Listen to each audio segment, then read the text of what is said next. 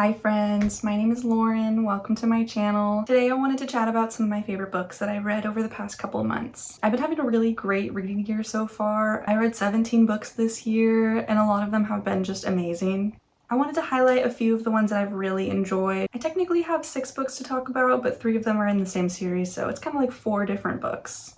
Let's start with the First Law Trilogy by Abercrombie. These are actually the only physical books I even have on this list. The rest I read from the library. And I did actually read The Blade itself originally from the library, but I just immediately got sucked in, so I ordered the set used off of eBay. I knew I wanted to just read them back to back, so the First Law Trilogy is a grimdark fantasy series set in a world similar to pre-industrial Europe. The magic in this world is failing and war is brewing between multiple nations. We follow a cast of characters through multiple POVs, including a barbarian, a nobleman, a torturer, and one of the last living wizards. Now, if you ask me to describe the plot of this first one, The Blade itself, I probably wouldn't know what to say. Nothing much happens, but that doesn't matter at all. As the series goes on, the plot starts to take shape, and by the third one, everything clicks into place. And you start to see all the seeds that were planted even from this first one. I've been realizing more and more recently that I'm a super character-driven reader, and these books are just perfect when it comes to character work. Each POV feels so distinct, you immediately know whose perspective you're in, based on the voice, the tone, the writing style, and especially the inner monologue of each character. And let me tell you, these characters are the worst people ever, which you would think would make for a pretty horrible reading experience. But they're also so real. Abercrombie makes you root for them and truly believe that they can become better people,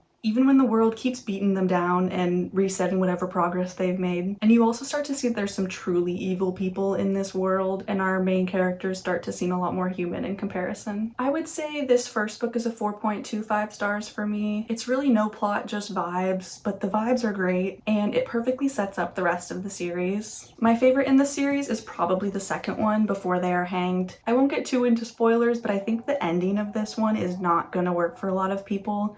But for me, it was just perfect and so realistic. So I give this one 4.5 stars. And then the third book, Last Argument of Kings, was pretty great as well. The action is definitely cranked up in this one, and the plot is plotting. I do think I actually preferred when not much was happening though. This one almost feels like too much action with not enough time to breathe. Every character is just being the worst version of themselves. And same as Before They Are Hanged, this one has a pretty unsatisfying ending, but I kind of love how the whole series just loops back around, basically right where you started. I gave this one 4 stars. It's definitely the most pessimistic out of all of them, and all that hope that you've been building up through the past 2 books just gets repeatedly smashed into the ground. Regardless, it's still a great time. They're all so well written, the prose is incredible, and the way the plot coalesces in this one is just brilliant. So yeah, if you need a hopeful, happy ending where characters change and grow, I probably would not recommend this one. But if you just want to go along for the ride with the most interesting, complex characters you've ever read in fantasy, I would give these ones a go. Honestly, this series is just pure entertainment for me, and it's really an emotional roller coaster.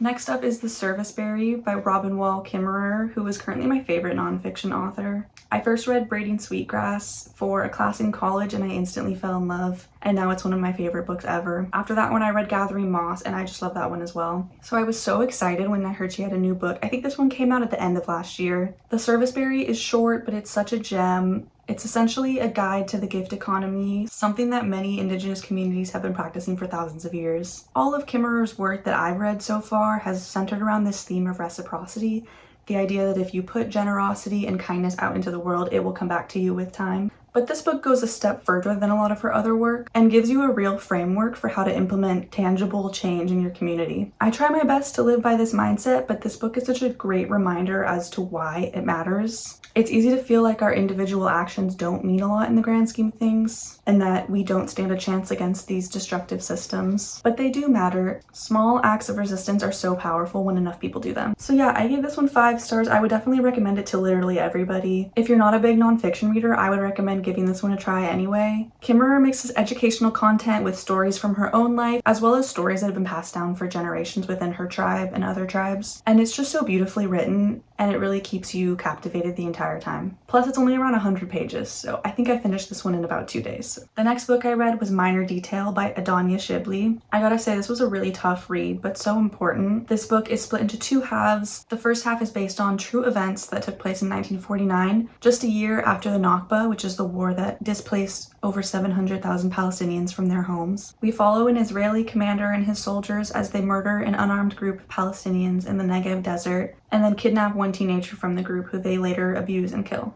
Then the story jumps forward to about present day, where we follow a young Palestinian woman living in occupied Ramallah. She reads about this story in the news and immediately becomes obsessed, especially with one minor detail. The crime took place exactly 25 years to the day before she was born. The writing in this book is so haunting and unsettling. You're pulled deeply into the mind of the narrator in the second half almost immediately, and the way the 2 halves mirror each other.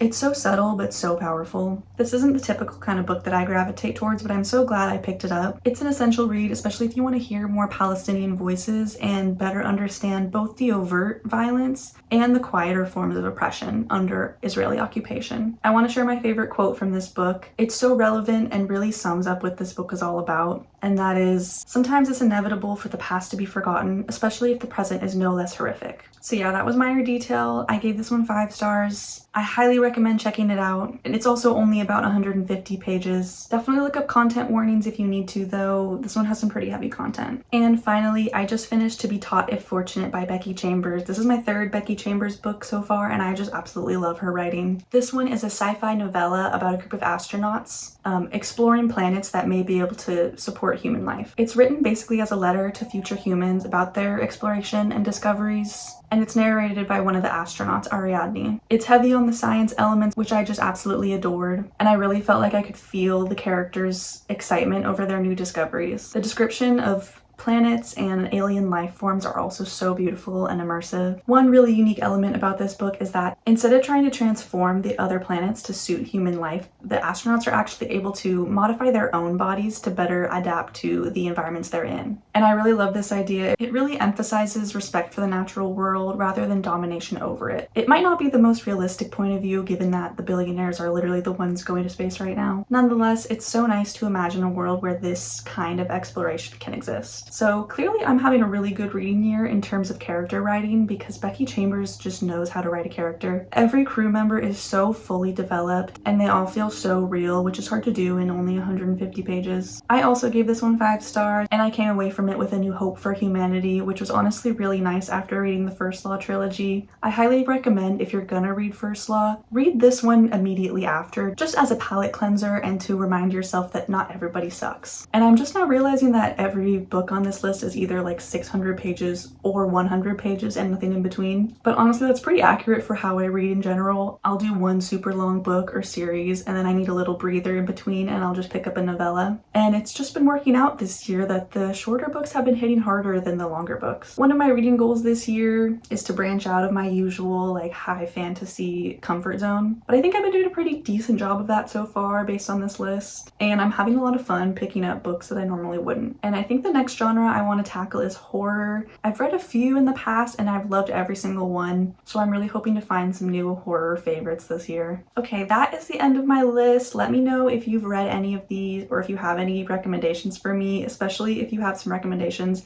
for books with good character work. I'm always looking to find my new favorite characters. Thanks for watching. I'll see you guys in the next one. Bye!